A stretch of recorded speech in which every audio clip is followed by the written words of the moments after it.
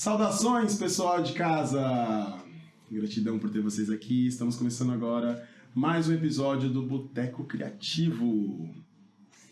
Sabe como funciona o esquema da casa? Muito simples. Nós recebemos pessoas criativas de todos os tipos, cores, sabores e tamanhos. E também para todos os bolsos. Coisa que é muito importante num boteco. Num boteco. Se a gente fosse para só alguns bolsos, a gente era um botequim. Nossa, essa foi... Tudo bem, a gente continua. Mas não é como não, é botequim criativo, é boteco criativo. A gente tá aqui recebendo hoje pessoas incríveis, artistas que conversam com a gente recebe em todos os episódios, né? Estamos recebendo mais alguns aqui hoje. Pessoas peculiares. E pessoas que vão compartilhar o seu papo enquanto a gente toma um drink, alguma coisa, come uma coisinha, para deixar o papo descontraído. Então a gente convida vocês a abrirem aí sua bebida, sua comidinha e se juntar a nós nesse papo super gostoso que a gente vai ter aqui com essas duas pessoas. Mas antes, façam a parte de vocês, por favor, que a gente pede aí aquela coisa de curtir, compartilhar, mandar pro amigo, pra amiga, pra mãe, pro avô, pro papagaio, aquela coisa toda. Se ativar o sininho para receber os outros capítulos. E é isso, apoiar um podcast independente que está só começando. Exatamente. E aí a gente convida vocês também agora para conversar com essas duas pessoas aqui maravilhosas que aceitaram o convite para estar conosco nessa mesa. Assim. É um prazer inenarrável falar com vocês pela primeira vez. E eu tenho a impressão que a gente já se viu antes, já conversou antes. Assim, com certeza. Mas é isso aí, gente. Quem são vocês? Tava tomando minha bela caipirinha. Maravilhoso. Tá gostosa a caipirinha? Tá bom o serviço? Maravilhosa. Tá bom? Queria conhecer quem faz. Quem faz a caipirinha? Pode deixar, em algum momento ele aparece. Oi, gente, eu sou Felipe Diniz Sanguin, sou artista visual aqui de Santo André. E é isso.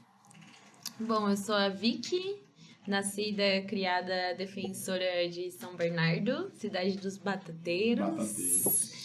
E, bom, sou artista visual, dançarina e também trabalho com produção cultural. Caramba, quanta coisa. Multi facetas, multi lugares para demandar energia. A gente vai querer saber de todas essas energias aí, todos esses lugares pelos quais você passa aí. Mas por hora, Vicky, eu acho que chegou a sua caipirinha. Falando do diabo, me conhecer. Felipe acabou de falar. Eu gostei. Ela dá o close dela. O diretor disse que eu tenho que ficar bem pertinho assim. Bem pertinho? Aparecer. Uma desculpa pra ficar na minha Bem frente pertinho. Eu fiz o milagre da multiplicação, ó. Multipliquei mais uma. Nossa, Obrigada. As cartelinhas se cruzando aqui. Tão boas. Maravilhosas. Alguma coisa. Você nunca erra. Nunca. É um problema isso, é um defeito. Pode errar mais. Eu acho que é mais dinheiro. Pode ser, faz sentido. Tchau, gente. Gratidão, Tchau, obrigado. Lu. Pra quem tá ouvindo de casa, acabou de passar aqui o Lu, o nosso bartender, que veio trazer uma caipirinha deliciosa de limão com cachaça para a Vicky. adorei o defeito. Nunca erro, esse é o defeito. Esse é o meu defeito. Mas é isso, né, gente? Quem nunca erra, nunca aprende, né? Exato. Nossa! Fica no ar aí, né? Não fui eu que disse. Mas, Vicky, e você, como multiartista, você erra muito? Erro. E eu acho que às vezes tem que ser até um pouco mais tranquila com os meus erros, né? É mesmo? Nossa, muito. Me Terapia. Boteco terapêutico. Gostei. Ai, não, mas uma vez me pegou muito que eu tava no meu ateliê pintando, me voltei a aventurar aí nessa coisa da pintura, e um amigo meu, que admiro muito o trabalho, virou e viu assim, falou assim, nossa, mas e essa pincelada? Você tá com medo de errar? Aí eu tipo, meu Deus, dá pra ver na pincelada que eu tenho medo de errar? Que é isso? Isso já é um erro. Exato. Mas que amigo, filha. Nossa senhora. Nossa, assim, mas eu, assim, acho que é importante, porque na próxima já tava tipo, ai, sem erro. É isso, não importa se eu errar. E aí já tava assim. Mas fora, assim, pintura, etc., eu acho que a dança, ela tem uma educação que você não pode errar, né? Tipo, não é permitido você errar. Acho que a dança, ela tem uma coisa, assim, muito... Não te dá espaço pro experimento, pro erro. A não ser se é dança contemporânea, essa coisa aí. Mas essa coisa aí, se taca no chão. Brincadeira, mas é... Que é uma coisa que é muito dita, né? A gente brinca com isso. Fala que fazer artístico se torna fácil pra quem olha, né? A gente fala assim, o cara lá pega lá uma tintinha, passa no quadro, e ganha milhões de assim, calma, cara. Não é assim, tá ligado? Tipo, não, o ator entra no palco, fala uma palavra e nossa, ele é ótimo. É. Às vezes é assim, sim, né? Sem citar nome. Não é o shade, não. Às vezes parece... O Picasso tem um rolê desse, né? Ele fala que ele passou a vida inteira pra aprender a pintar que nem uma criança ali, né? Então tem um rolê de desconstrução ali do gesto e tal, que era a investigação dele mesmo. Então, não é... Parece infantil, mas é de propósito que é infantil, né? Parece que seu filho faz? Parece, mas o cara demorou uma vida inteira para conseguir chegar nisso, assim, né? Tem todo um trajeto, uma pesquisa. Então, quando o cara é valorizado com esse tipo de trabalho que parece ser simples, tem toda uma trajetória atrás ali que valida aquela ação ali daquele momento. Então, não é qualquer um que joga uma tintinha na tela e obtém algo com isso, assim, né? Tem toda uma pesquisa, um estudo, né? Uma vida mesmo por trás. Pra ele poder jogar uma tinta na tela. E tem propósito também, não é troco de nada ali, né? Então... E você, quando joga uma tinta na tela, qual o seu propósito? Putz, cara, abriu a terapia mesmo. Cara, eu inclusive falei disso em terapia mesmo, assim, porque eu acho que meu maior medo, assim, é ser esquecido, assim. É engraçado, né? Então eu acho que eu faço arte, acho que seria muito hipócrita da minha parte falar que eu faço arte para o mundo, eu faço arte para mim e acho que para também evitar de ser esquecido, assim, para ter um registro da minha vida ou do meu pensamento enquanto vida ali. Então acho que a arte para mim é maior que a minha própria vida nesse sentido, assim, porque eu estou trabalhando para morrer e o trabalho continua aí reverberando e tal, né? Então, sei lá, né? Abrimos a terapia mesmo. E você falou que o Picasso queria pintar passou a vida inteira tentando pintar como uma criança. E você tem tentado pintar como o quê? Qual que é a sua pesquisa? Cara, é muito complexo, assim. Eu já tive várias trajetórias, assim. Não tive a parada parece linear, assim, um começo, meio e fim, mas ela é cheia de altos e baixos, na verdade, né? E minha produção começa de uma forma completamente diferente do que é hoje, assim. Minha produção não era em pintura. Hoje de uns 3 anos para cá, é focado em pintura mesmo, sobre tela. Mas eu trabalhei um tempão, por exemplo, com a situação de rua. Então, fiz uma série de trabalhos. Inclusive, tem um trabalho aqui no Acervo de Santo André, que é sobre isso. Isso era uma época que eu fazia umas oficinas na Cracolândia. Tipo, tem eles não gostam que chama de ONG, mas é uma organização ali na Cracolândia que chama Craco Resiste. O que quer dizer estar no Acervo de Santo André? Na verdade, eu passei por um processo de edital e numa exposição, num salão importante aqui de Santo André, assim, nacionalmente importante. A cidade tem esse nível mesmo de importância dentro das artes visuais. Que é o Salão de Arte Contemporânea do Luiz Sassilotto. Que legal. Tá rolando, inclusive, acho que quando for ao ar talvez não vai estar rolando mais, mas nesse momento aqui da gravação tá rolando ali no Paço Municipal em Santo André. E todo ano rola, assim, então se vocês ficarem, quem quiser se inscrever e quiser ficar esperto, todo ano rola, de mandar portfólio e tal, não sei o quê. E aí, todo ano rola premiação, e tem alguns prêmios que se chamam prêmio aquisição, que eles compram o trabalho, eles pagam o valor do trabalho e adquirem para o acervo da cidade. Então, a cidade fica com aquele trabalho para eles e é como se fosse vender um trabalho para a cidade. É um pouco isso. Está guardando assim no arquivo, no museu. Fica lá. E é da Casa do Olhar, ali, do Luiz Sassilotto. Então, eles que administram isso. E é um acervo importante, sim, porque o salão tem mais de 50 anos. Tem artistas, tipo, super importantes para arte brasileira, assim, Maria Auxiliadora. Coisas, tipo, muito grandes mesmo, assim, que são reconhecidos internacionalmente. Tem no acervo da cidade, por exemplo. Mas o acervo não está exposto. Não, o acervo não, mas de tempos em tempos eles fazem uma exposição do acervo também. Aí um curador que geralmente é o Nilo, eu acho, né? O Nilo Almeida, ele faz uma curadoria mesmo em cima dos trabalhos que tem ali no acervo e monta uma exposição. Aí não é através de edital, né? Através dos próprios trabalhos da cidade e tal. E montam. E esse trabalho, por exemplo, que a cidade adquiriu, era um trabalho que eu recolhi. Na verdade, teve uma ação... Era a época do Dória, ali na Cracolândia e tal, que os caras, tipo, acordavam os moradores de rua, em situação de rua ali, com jato d'água no pleno inverno. Era uma coisa horrorosa ali que estava acontecendo. Que acontece ainda hoje, né? Se for pensar no centro antigo ali, o centro expandido da cidade de São Paulo, os caras fizeram um absurdo ali com a Cracolândia, tentaram espalhar, enfim, aconteceu tudo o que aconteceu ali com o centro ficando mais violento e tal. Era muito por causa dessas ações ali. E teve uma ação da prefeitura ali de que eles começaram a recolher os bens dos moradores em situação de rua ali. Então, eu estava no grupo dessa organização, os caras... Eu acordei um domingo com zilhões de mensagens ali.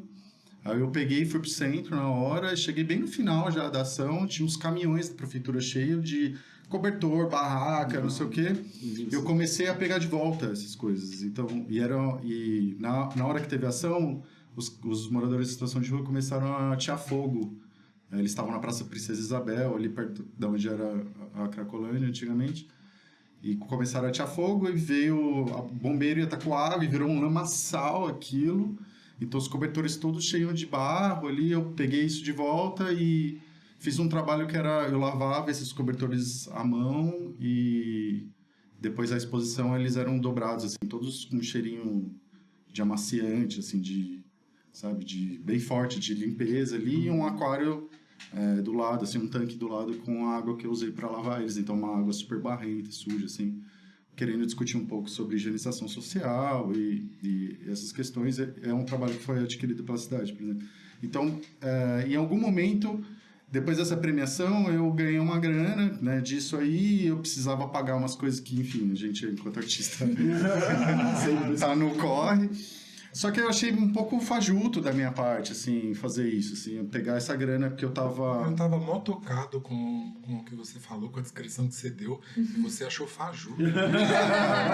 Porque acho que uma vez me perguntaram isso, por que você faz isso, não sei o que, é um bem social. Eu nunca fiz pensando num bem social, assim, era sempre uma ação egoísta, assim, eu sempre falei que era egoísta, porque é um incômodo que eu tenho, cara, acho injusto pra caramba eu ter um teto e comida pra comer, enquanto tem gente morando na rua ali, vivendo situações, tipo, absurdas, assim, ali na Cracolândia especificamente, mais ainda, assim, né, é um lugar extremamente abandonado por políticas públicas ali, ou quando tem políticas públicas, são políticas públicas de internação compulsória, sabe, é um negócio que eu não concordo, assim, então sempre foi tentando tapar um vazio que eu sentia dentro de mim, nunca, óbvio que isso extrapola para além de mim, mas inicialmente era um incômodo meu, assim, então achei um pouco fajuto da minha parte pegar o dinheiro que eu tava falando sobre uma questão social e não usar esse dinheiro para uma questão social, assim, sabe?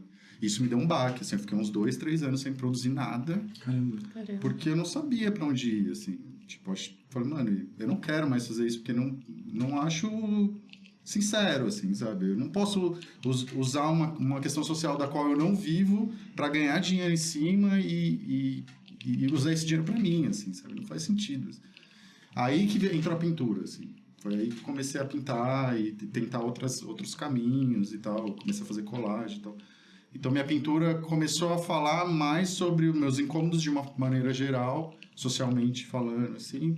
Ainda era uma época, tipo, pandemia, tinha muita gente passando fome ali, governo Bolsonaro e tal. Então, tinha certos incômodos ali que eu achava que eram incômodos genuínos meus. Não era uma vivência minha enquanto brasileiro, enquanto artista do ABC e tal. Então, achava mais verdadeiro ali eu falar sobre aquelas coisas do que eu ficar na situação de rua ali, que era o que aconteceu inicialmente. Então, quando você pergunta, minha pintura quer chegar aonde, né? Eu acho que é para esses lados, assim. Eu achei engraçado que não engraçado, acho que não é a palavra correta, mas eu achei bonito, na verdade, quando você diz isso, porque é uma questão que eu acho que, não tô dizendo isso para jogar confete, tô dizendo isso que eu acho que para enaltecer um lugar muito importante, que é a generosidade que é necessária se ter sempre para olhar com humildade para si mesmo, porque só de você já estar preocupado com a situação já é uma coisa muito maior do que grande parte da sociedade faz.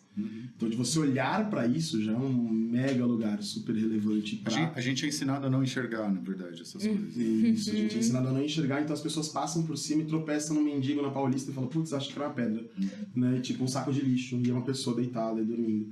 Então, quando a gente ouve um artista plástico, né, com a sua obra, fazendo uma reflexão sobre isso, e olhando pra dentro e falando assim, nossa, eu preciso dar uma pausa pra entender a minha relação com isso, por conta da construção de como o capitalismo isso eu acho muito bonito. Eu acho isso mais poético ainda do que você disse, né, como você usou o termo fajuto, né, você falou, eu acho extremamente poético, assim. Eu acho isso honesto, eu acho, né? Não, total, muito, muito honesto e muito forte, muito... E porque no final das contas a gente é ensinado a não olhar pra pessoa na rua, mas a gente é ensinado a olhar pra obra de arte, né? E olhar com o olhar de eu tenho que falar que eu tô entendendo. Mas aí é um problema. Nossa, isso aí. Eu acho que a gente também sofre um grande problema atualmente, assim, na arte conceitual, que é que, às vezes, quase sempre, a coisa em si ela não se sustenta. A obra em si não se sustenta. Então, você precisa de um texto, você precisa de um contexto, né? Vamos falar assim, você precisa de um contexto para você entender aquilo. E não necessariamente quem vai acessar aquela obra tem acesso a esse contexto. E aí, o que você faz para essa pessoa ter acesso a esse contexto, para entender aquela imagem, ou então a imagem se autossustentar, que ela não precisa daquele contexto, assim. Eu acho que, às vezes, acho que por um problema de defasagem também na arte e educação, assim, no nosso sistema formal, né, de educação artística, às vezes uma pessoa se sente desestimulada a ir nesses locais e consumir arte. Mas porque... é de proposta, eu não acho que é uma falha só da educação artística, eu acho que é proposital. De uma elite que quer continuar a deixar a arte sendo algo de elite. Não, também. Mas eu acho que em um exemplo, na educação artística, de você ter o mínimo contato com arte contemporânea já te faz você frequentar uma pinacoteca contemporânea. Já tem um start, assim, sabe? Mais um exemplo. Na escola mal você tem história da arte. Imagina a história da arte contemporânea. Você nunca chega lá, assim. Você aprende vou chamar de clichê, não desmerecendo, mas, assim, você aprende os clichês, assim, que é as obras que são mais... tem mais reprodutibilidade, assim, pelo...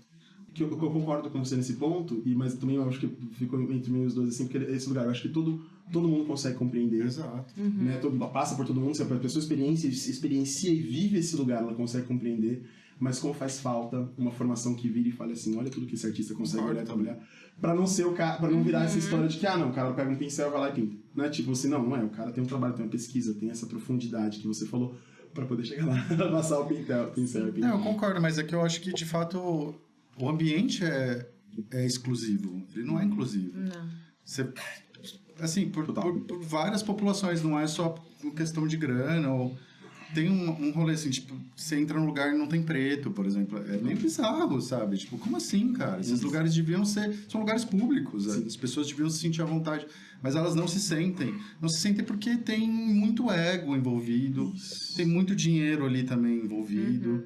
Tem um rolê, tipo, do texto de parede da exposição, que é super rebuscado, porque o curador quer mostrar que ele entende do que ele tá falando. E, porra, você lê lá e você não entende porra nenhuma do que o cara tá falando, velho. E às vezes os trabalhos nem falam sobre aquilo também. E assim, e também não tem um direcionamento claro, assim. Tipo, na hora que você vê um trabalho de arte, eu fiz com um propósito, mas você não precisa necessariamente entender o propósito que foi feito. Você pode entender a partir da sua própria experiência de vida. Essa é a parte bonita do trabalho, sabe? Então, tem zilhões de leituras sobre os trabalhos de arte e todas são válidas, cara. Todas. Sim. Imagina. Eu ia falar porque eu acho que, às vezes, o que falta é esse primeiro baque de... Eu acho que isso influencia várias coisas, né? Nossas mídias que a gente tá aí bombardeando de imagem e tudo mais. Mas que a gente fica, tipo... a gente nem se dá o trabalho de... A gente não se dá o trabalho, não. A gente não consegue, às vezes, nem ler uma imagem. Tipo, a gente não consegue entender, tipo, vi e não gostei. A gente não se faz uma segunda pergunta, tipo, por que eu não gostei? Porque eu não gostei da cor? Porque eu não gostei do tamanho? Sabe, a gente sempre... Like ou não like? Exatamente, é quase um isso. TikTok. E na verdade, só no like, ou você gosta ou você é indiferente. Ignora. Tipo, não é que você não gosta, você só é indiferente, sabe? Mas o que eu acho que quando eu falo às vezes da arte conceitual, que às vezes ela vem aí tirando, sei lá, o figurativo, um negócio muito, né? É muito literal. Eu acho que assim, uma obra, ela não que ela tenha que ser 100% literal, mas às vezes ela se torna totalmente inacessível, assim. E aí entra na coisa que você falou de só fazer a pose, de fingir que tá entendendo aquilo, sabe? De tipo... Mas eu acho que eu tenho um negócio assim um pouco com as artes visuais. Eu sou muito mais feliz vendo teatro e vendo dança do que indo em exposição, assim. Eu acho que isso me pega de um jeito muito mais sincero. Que a dança, ela já chega, tipo... Vrau! É isso, tipo, minha cabeça explode.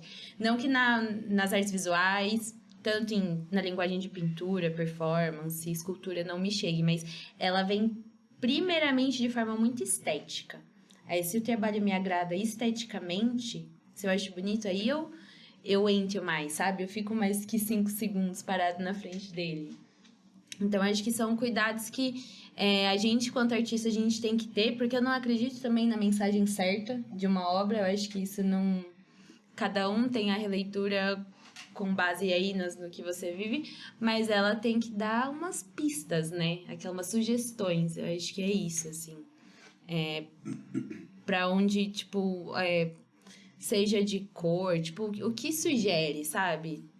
Enfim. Mas você que trabalha com as multilinguagens, você acha que a dança, então, acaba apontando mais pistas do que as artes visuais? Não, assim, pra mim, a dança, ela chega mais forte, assim. Ela chega mais... Ela passa pelo racional. Ela não passa pelo racional, ela já chega direto já pega no emocional, assim, sabe? Quando você sente a coisa.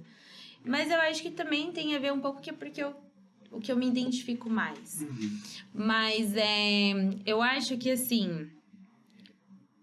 Quando a gente fala de dança contemporânea, quem tá assistindo dança contemporânea? É quem faz dança contemporânea. A gente chega nesse ponto também, sabe? Teatro, né? Quem tá ali, quem vai assistir teatro oficina.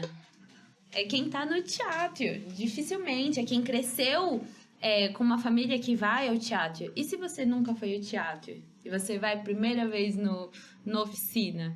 Você vê aquilo e, tipo, fala, meu Deus, nunca mais quero ir no teatro na minha vida. Ou, meu Deus, que coisa transformadora. Quero continuar indo no teatro sempre. Vai virar uma questão de ame ou odeie. Ou odeie. Não, tipo, deixa eu entender, mas esse negócio aqui que eu até que fez sentido, sabe? E aí eu acho que tem uma questão de como... acho que eu trabalho... Eu tenho uma coletiva também, né? Faz parte de uma coletiva chamada Coletiva Sofá Sem Pé. Beijo, sofazers. Mas e aí? Qual que é dessa coletiva Sofá Sem Pé? Sofá Sem Pé. O que acontece? A gente começa a usar... Tô sem pistas pra entender. Sofá Sem Pé.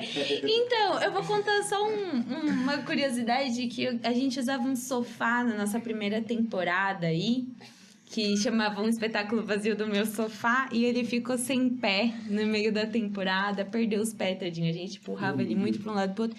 E aí a gente achou simbólico isso na nossa trajetória e ficou a coletiva Sofá Sem Pé. E temos um sofá para transportar por aí, né? Esse é o nosso único cenário. Mas E aí, quando a gente começou a criar, eu acho que eu tava um pouco nisso do... meio raivosa com a dança de São Bernardo, que é tudo balé, tudo conservador, tudo é balé, tudo se você fala de jazz, é um jazz ginástico, então você tem que dar 25 mortais e 30 piruetas, assim, uma coisa muito irreal, sabe? E quem consome balé é do balé, quem consome jazz é do jazz. Tudo e aí, nichado. tudo nichado. E aí eu comecei a ficar bem brava com isso, e aí escrevi um edital. Vou fazer trabalhar mais. Trabalhar mais, exatamente. Tô acostumado. E aí a gente passou, né? Vamos construir um espetáculo do zero. Nessa época eu já dava aula de dança e tudo mais, mas eu nunca tinha feito um espetáculo inteiro. Mas o que eu tinha feito é criar a coreografia de fim de ano, sabe? Minha linguagem aí, onde eu sou formada em dança, é no jazz. Mas adentrei um pouco aí no contemporâneo e tudo mais. Então eu ainda tinha grandes referências também da dança teatro, assim, Pina Bausch. Só assim, essa referência você vira lá em cima, né? lá no teto.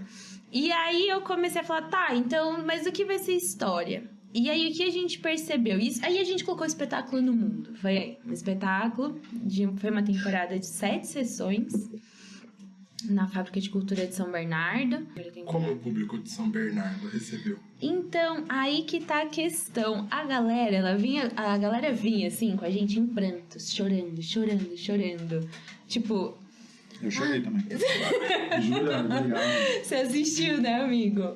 Nossa, e aí, tipo assim, e a gente sem saber, eu nunca tinha feito um espetáculo, tipo, o que eu tô fazendo? E a galera tá chorando, sabe? Mas é porque eu acho que passa pra além da linguagem do contemporâneo, por mais que a gente usou um pouco ali da técnica, linguagem técnica, assim, de corpo, do jazz, do contemporâneo, etc. A gente começou a ir pra uma narrativa que era muito mais do afetivo, do sensível, e que não é que todo mundo já passou por ele, mas é um lugar muito quase que comum, assim, que é um clichê.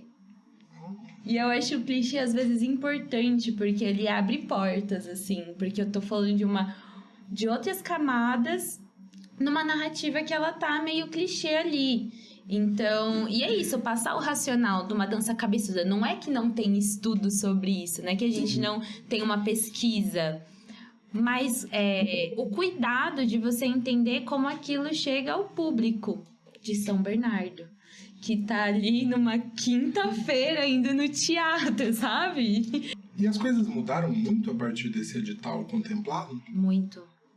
Tipo o quê? Tipo, eu falei, eu quero produzir dança. Eu acho que eu tava numa época de me formar na faculdade de artes visuais. Eu sempre fui o nerdão da faculdade, assim. Eu também, amigo. Tanto que eu acho que eu tô vivendo minha fase, tipo, loucura da faculdade agora. Que na época da faculdade eu não vivi. Por isso você veio no boteco criativo. Tá vendo? Exato, a gente transforma o boteco na disciplina optativa. Exatamente. Não, mas eu lembro de teve uma época, você falando desse trajeto, né? Que eu tava na faculdade, eu fiz um Instagram meio dix, assim, chamado Trolleybus Vicky Grip Arts. Porque eu tinha muita ideia. Nem existe mais. Mas era assim, porque eu tinha tanta ideia no trolleybus. Acho que era isso, né? Você ficava 3 horas dentro de um trolleybus, tanto ir e voltar no transporte, que aí a cabeça, tipo assim, você ia, sabe, deitado assim no videozinho, assim, vendo a paisagem, passando ali por todo o trajeto que você já sabia que ia passar. E E o aí você ficou trolleybus tem pensando isso, na né? vida. Que São Bernardo só tem o trolleybus. E Anchieta. E Anchieta, pra quem tem carro. Acho que Exatamente. é muito diferente. Santo André, São Caetano, Mauá, por causa do trem. Total, assim, acho que é uma coisa que eu penso, discuto muito, que é o quanto o acesso do trem nas cidades aí, principalmente Santo André, faz uma diferença, tipo, muita diferença na movimentação cultural da região, assim. São Bernardo, eu sinto que as pessoas, elas têm muita preguiça de se deslocar para qualquer coisa em São Paulo. E também a galera de São Paulo acha São Bernardo muito inviável. E é muito importante ter esse intercâmbio, né? Eu acho que cultural mesmo, porque ABC e São Paulo estão muito perto, porém muito longe. Muito longe. Acho E por que você que acha que acontece esse distanciamento? esse distanciamento de São Bernardo? Né? Porque não tem... Eu acho que assim, trem é uma questão, a gente começa a ter carro de aplicativo agora, só que dá pra galera vir, assim, mais usual, assim, de um tempo pra cá. Eu acho que isso acaba fazendo... São Bernardo, eu sinto com uma cena musical muito forte. Santo André, né? Eu falei Santo André? Acho que é Santo Você André. falou São Bernardo. Santo André, desculpa. Santo André tem uma cena musical muito forte, assim. Eu, pelo menos, enquanto quem consome, eu venho muito mais pra Santo André. Consumir música, consumir noite, consumir cultura, o próprio salão de arte, né? Eu venho muito mais pra cá. Consumir noite eu achei poético. Consumir noite. Hoje, inclusive... Tô brincando. Qual que é o criativo hoje? Mas São Bernardo, a gente tem uma grande escola que é o CAV, né? Uau, sim. CAV sim, é sim. tipo... Tava numa reunião esses dias na Secretaria de Cultura de São Bernardo e ele falou, não, porque CAV é uma das 3 escolas no país gratuitas de audiovisual, que dá formação em audiovisual. Eu falei, quê? Só um comentário, desculpa, porque a outra é a LCV, né? Tipo, tem 2, então no ABC. Não sei. Não, porque você fala 3, eu pensei É no 3, ele falou... Foi o que me passaram de informação. 3. Total, mas eu acho isso super Que aí eu forte, tenho... gente. Porque se for... Onde é? O CAV? Então, e aí, vamos nisso, onde que é? Ele está em fase de fechamento e reabertura. É onde era o Sesc. Onde vai ser o Não, Sesc, e aí não? ele tá... Não, o CAV não vai foi ser pra Veracruz, agora... Deveria ser, né? Porque Vai lá ser não sei. onde era uma biblioteca. Era ali no Ruge. Vai virar o CAV. Sabe o Teatro Lauro Gomes? A galera do CAV atualmente tá tendo aula lá. Porque não tem onde ter aula. Porque fecharam. Mas era naquele galpão do Veracruz. Não, o CAV era ali no Senforp, acho. Eu nunca frequentei CAV. Mas muita Meu amigo gente estudou lá. do meu Eu ciclo... amava. É isso, e aí São Bernardo é muito forte no audiovisual, assim, tipo, pelo menos muita gente que eu conheço, assim, que tá profissionalmente trabalhando com isso, assim, seja em filme, seja em publicidade, seja etc., passou pelo CAV. A Pinacoteca de São Bernardo, que ninguém sabe que tem cursos de, tipo, fotografia analógica, processo criativo, desenho, tudo gratuito. O da Juve de São Bernardo, que antes era Cajuve, né? Agora virou da Juve. Da galera do circo, de graça, aí, não sei o quê. E aí tem... Um exemplo, acho que a gente pode perceber isso também, que o da Juve, ele era muito mais um marco na cidade, que a galera do circo se movimentou muito mais, porque é um lugar muito mais frequentado do que a Pinacoteca. Pouquíssimas pessoas se reuniam ali na Pinacoteca para fazer algo acontecer. Diferente do da Juve, que era um espaço também que ele é aberto, assim, né? Tipo, qualquer um pode ir lá e chegar e trocar uma ideia e ver uma aula de circo que tá acontecendo, a própria estrutura ali arquitetônica. São Bernardo é um polo de arte circense no Brasil. Por conta desse espaço. E muitas vezes simplesmente estar lá. Disponível para as pessoas treinarem. Sim. É muito louco. E ninguém sabe, muita gente não sabe. Não. Isso é... E Santo André poderia ser um polo de artes cênicas, né? Apesar de ser relevante nas artes cênicas, né? Tem a Escola Livre de Teatro, tem grupos muito importantes aqui em Santo André, mas falta alguma coisa pra chorar, né? Falta alguma coisa aí pra potencializar. Tem 3 teatros, né? Tem tipo uma cidade que com 3 teatros públicos ainda tem, por exemplo, a Companhia do Nosso e a Comus, vários outros espaços que recebem grupos e pessoas em Santo André. Santo André podia ser esse fervo. E aí a gente pensando que a Constituição garante o direito à cultura para todo cidadão e toda cidadã. E aí você fala do Cajuve, né? E a gente pensa em São Bernardo, e a gente fala ou do CAV mesmo, e o que eu ia falar da LCV, que é a Escola Livre de Cinema e Vídeo de Santo André, que também é um equipamento super importante da cidade. A gente convidou eles na primeira temporada, a gente não conseguiu acesso, esperamos vocês aqui, pessoal da LCV. A gente não conseguiu acesso para conseguir falar com eles, porque eu acho que, inclusive, a LCV, nesse lugar, acaba levando muito mais, trazendo mais público de São Paulo para fazer. Não que não tenha universidade, tem bastante universidade também. Mas quem vem pra cá, estuda aqui e volta pra lá. A Escola Livre de Teatro passou algum tempo por isso também, de vir, trazer a galera pra cá, vem, estuda aqui, volta pra lá e nunca mais volta pra Santo André.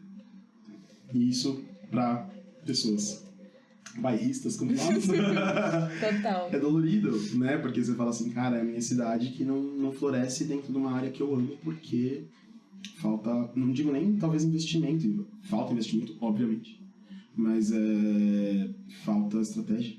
Falta Produção cultural. Mas e aí? Você ganhou o edital, produziu, e a gente tava falando de como isso mudou as coisas. Nossa, então, aí a gente virou uma companhia, né, uma coletiva, depois desse edital. E aí, a gente entra no quesito que eu acho que é ter fôlego para continuar de forma independente, né? Que eu acho que isso é... A gente não tava mais esbaldado por nenhum edital, assim, e a gente falou, vamos continuar? Vamos. Então vamos fazer temporadas independentes e prevalecer, assim.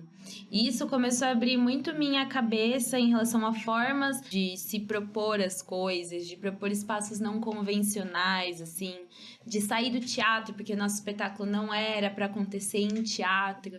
Então, de sair da caixa e convidar a galera para ir ver uma peça de teatro num café. O Fê também foi. Já. Eu sei 3 vezes. O Qual Fê que era? também foi. Das Esse não. crianças, você foi. É verdade. No Assisti café. 2 do sofá e uma das crianças. É verdade. Uma das crianças. De outra companhia que eu faço parte como criação e coreógrafa, né? Mas de sair, de entender as outras possíveis formas. Sabe, não é que uma tá errada e outra tá certa, mas de você se permitir ter esse acesso. E eu lembro que na época do edital que eu passei, que eu falava, gente, eu não queria... É um espetáculo de dança, mas eu não queria um teatro pra apresentar. A galera da Secretaria de Cultura ficou louca. Tipo assim, como assim? Você não quer um teatro? Eu falei, não, gente, eu não quero, assim. Se for pra escolher, eu vou querer um galpão. Não quero, sabe? E aí dá um boom, assim, na cabeça, né? Porque como fazer isso? E público espontâneo é muito difícil. Eu sinto que os teatros em São Bernardo, eles são meio escondidos, assim, também. Nossa. Mas é isso, teatro meio escondido. Eu acho que aqui em Santo André, o Carlos Gomes, ali no meio, no fervo, ele é muito especial, assim. Importante. Ele é importante, que a galera tá... É, tipo assim, um fluxo muito grande, né? Não, eu acho legal você falar isso, né? Porque é um olhar que eu acho que é válido ressaltar, dessa importância desse encontro, dessa troca ali no Carlos Gomes, né? Porque na galera do teatro, eu digo... mas na galera do teatro. Quando o Cine Teatro Carlos Gomes vira aquele espaço, eu fiquei né? Porque eu falei, cara, como assim? É um teatro, é um cine-teatro, tá ligado? Tem um histórico, tem sei lá quantas décadas de história aqui em Santo André. E aí eles transformam nesse espaço de convivência, que vira um espaço de convivência. Só que daí, quando você fala isso agora, aí eu olho pra um outro lugar que eu acho muito potente, muito legal, assim. E assim, eu recentemente fiz uma visita técnica lá. Então eu também entendi um pouco. Isso aqui tem de Que é uma iluminação. visita técnica? O que você faz numa visita técnica? Eu normalmente me encontro tanto com a administração do teatro, quanto com quem cuida do equipamento de luz e som. E aí confiro que eles têm disponibilidade de som, de luz, de plateia, entendo saída, entrada, coxia, meio que isso, né? Dá um mapeamento ali do espaço para ver se é possível ou não um espetáculo acontecer ali. E aí eu senti isso, assim, uma falta de infraestrutura. Mas, ao mesmo tempo, é um lugar moldável. É difícil você achar um lugar que ele é moldável. Ele não tá numa estrutura palco, Italiano. plateia, de palco italiano, Então, é importante, a gente perde. Vai ter que se adaptar em algumas outras questões, assim, dependendo do seu estilo de espetáculo. Mas é importante existir lugares que ressaltam a não recorrência do mesmo modelo. Tipo assim, não é sempre que precisa ser assim, sabe? Pode ser de outro jeito. Eu acho ótimo, porque eu fiquei pensando que poderia ter uma exposição do Carlos Gomes, né, de outros artistas, Total. enquanto tem uma performance, enquanto tem uma apresentação de teatro, né? Então fazer um espaço me passou por um lugar que eu não tinha passado ainda, eu agradeço por isso. Muito legal. E é isso, né? Ainda vivendo numa cidade que tem essa força cultural histórica de Santo André, né? Tipo assim, que eu fico tentando buscar o que mais que eu posso conhecer e desenvolver da cultura de Santo André, assim, porque mas conhecer e me aprofundar na cultura de Santo André, porque ao mesmo tempo que é muito próximo da gente, né, que tá tudo aqui, que é isso que a gente discute quando fala do ir para São Paulo e tudo mais, ao mesmo tempo é tudo muito longe, né? As pessoas que você falou do passar na frente da Câmara de Cultura, as pessoas passam na frente da LT e acham que era só o Teatro Conchita que estava abandonado. Né? Você conhece a LT em Santo André, a Escola de Teatro, ali na praça? Então, as pessoas passavam e achavam que era um teatro abandonado. E ou reclamavam. Nem lá, pra achar que era um teatro funcionando. Era, achava que ele ia É porque abandonar. ele tava abandonado, na verdade. Que tal? Provavelmente. Tava, e aí passam na frente da Escola Livre de Dança. A Escola Livre de Dança é um outro equipamento super importante da cidade de Santo André. As pessoas passam na frente e acham que é um clube de bote ainda, que foi há 30 anos atrás, sabe? Tipo... Mas não foi vendido pra Patriani também? Ou... pois é, talvez, quem sabe. Não demore tanto, infelizmente, mas vamos lutar para que não, porque a cultura da cidade resiste. Mas é isso, né? Tipo, como que a pessoa passa ali na frente da escola... E só fazer mais um comentário em relação a isso. A Escola Livre de Dança, por exemplo, resistiu tanto tempo ali, naquele lugar, por conta das senhoras que estudavam lá, faziam dança lá, e danças brasileiras, dança cigana, fizeram vários tipos de dança, e eram do bairro, e iam pra lá, e estudavam lá, e se divertiam lá, e virou um espaço de encontro. Né? Eu fico pensando como que falta, e como que o lugar da cultura passa por aí, né? Fazer esse lugar do encontro, fazer um sarau, ir num show, ir numa exposição, né? E você poder encontrar as pessoas e trocar. E ali a LD resistiu sempre por causa disso, né? E aí eu acho um marco super importante lembrar também, porque tá ali dentro de um bairro super nobre, né? No Jardim Bela Vista, ali, tipo, um bairro super caro, um dos metros quadrados mais caros de Santo André. Mas resistiu, lutou e permanece aberto até hoje por conta da resistência dessas senhoras de 70, 80. Eu tenho amigas lá que estudei na escola de dança, e amigas de 70, 80 anos que estavam lá dançando plenamente e apresentaram no final do ano a dança dos orixás. Mas é isso, resistir nos lugares públicos que são nossos por direito também, né? E estar ali, para além de se manifestando, mas se encontrando, porque a troca é muito importante, acho. A gente meio que se aproximou, eu fui assim também, porque eu tinha época... Conta pra gente como foi essa história. Isso é legal. Como vocês viraram amigas? Que uma época eu tinha um ateliê na mesma rua que ele tinha um ateliê... Então, tipo, eu participava de um ateliê coletivo, ele participava de um ateliê coletivo, tudo na mesma rua. E aí a gente se encontrou. Que legal, que gostoso. Na mesma rua. Aonde? Como é o nome daquela rua? Carlos Gomes também. Carlos Gomes, né? Tem uma... Carlos Acho que é a Gomes palavra... Carlos Gomes. Era um espaço, eu ocupei um espaço que era numa galeria, na verdade, que era uma galeria que prezou durante quase 10 anos, muito pela arte do ABC, também fez bastante coisa ali. Eles cederam um pouco à pressão um pouco desse rolê de São Paulo, porque, enfim, é uma galeria, é uma empresa, os caras precisam de dinheiro, precisam vender, precisam se sustentar ali. E, de certa forma, os colecionadores, a galera que consome arte, tinha uma relutância de vir pra cá. E, mesmo assim, sendo aquela rua até relativamente acessível ali para quem vem da Anchieta e tal, mesmo assim, eles foram para São Paulo e ficou a casa lá. E eles queriam manter esse pé no ABC, assim. Então, durante um tempo, eles abriram um edital também, de ocupação de ateliê. Na verdade, chama de residência artística, né? E que é esse lugar de sair do seu ateliê, ou da sua casa, enfim, de onde você produz, para ir para um lugar diferente. Às vezes rola até em outras cidades, outros estados, inclusive, outros países, inclusive. Mas dessa vez rolou um intercâmbio meio Santo André São Bernardo para mim. Já que eu dividi ateliê com mais 2 meninas, e uma das meninas é do Mato Grosso do Sul, por exemplo. Então ela Nossa, que legal. fez uma viagem mesmo, assim, pra estar, e foi uma ocupação de 6 meses. Então o cara simplesmente deu a chave e falou: façam o que vocês quiserem. Aí Que lindo, cara. foi bem legal mesmo, assim, cara. E aí era na mesma rua que a Vicky ocupava o ateliê. E aí a Vicky fazia uns... Oi, Lô. Eu vou passar a vassoura aqui, mas não se sinta pressionado. Achei que você ia usar. Porque assim. Achei que você ia usar. Não, fica tranquilo. É só pra passar a vassoura. Não vou passar no pé, não. Já passaram. Eu sou baixinho, não alcanço o chão. Mas conclua. Obrigado pela intervenção. Desculpa. Imagina. E aí foi isso, assim, eles já eram bastante organizados ali no ateliê deles. A gente estava chegando ali naquele momento, então fazia uns ateliês abertos, uns eventos assim pontuais de para receber pessoas. Aí tinha música, tinha algumas coisas acontecendo ali, tinha bebidinhas, não sei o quê. As pessoas iam lá, conseguiam acompanhar o processo de artístico de cada artista lá.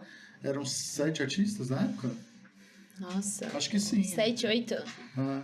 É, por aí. E aí a gente era do ateliê do lado, então a gente abria junto, fazia o evento meio que junto, assim. Então as pessoas começaram a ir para ir para os 2 eventos, então era um acontecimentinho ali, né?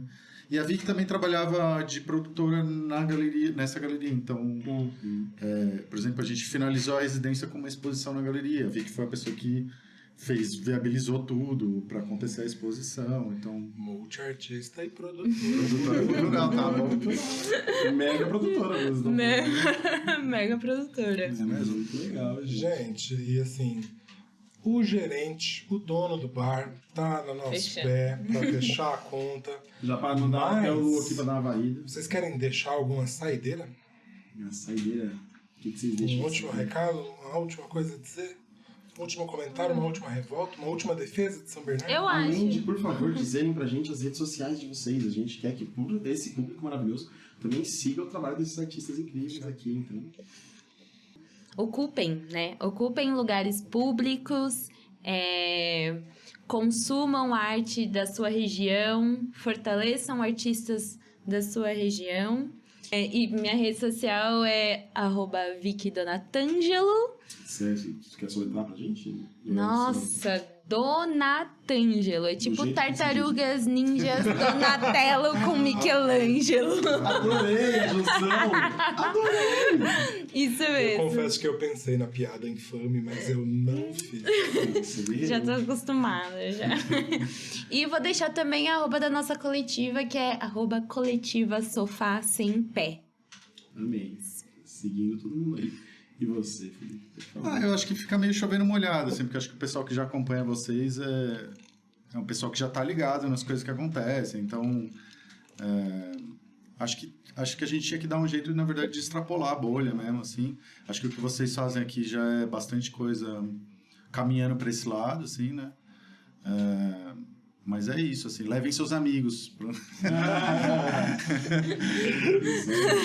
E meu @ é Diniz_Felipe. É isso. Show. E lá a gente consegue saber muito mais do trabalho de vocês, né?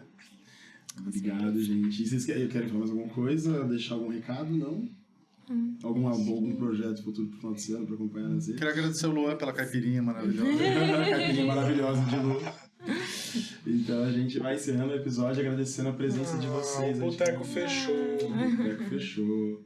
E a gente agradece a presença de vocês, dizer o quanto é importante isso, né? Como a gente falou durante todo o episódio, o quanto é importante nós termos essa troca com o público, que mesmo acontecendo, em algum momento você pode estar assistindo esse episódio daqui a 100 anos, mas você está aí com a gente trocando e compartilhando esse episódio. Então aproveita, curte e compartilha mesmo.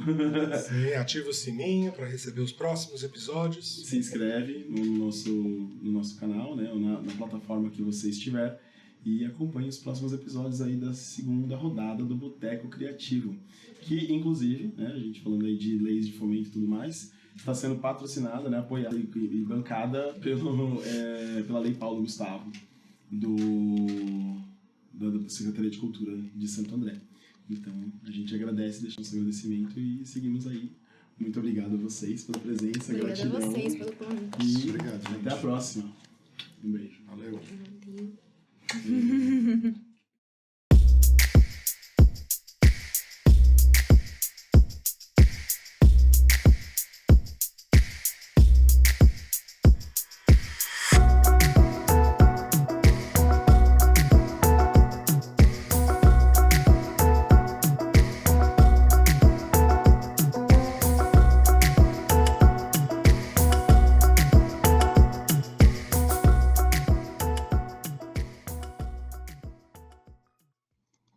O Boteco Criativo Segunda Rodada é um projeto realizado com recursos da Lei Federal Paulo Gustavo, em parceria com a Prefeitura de Santo André.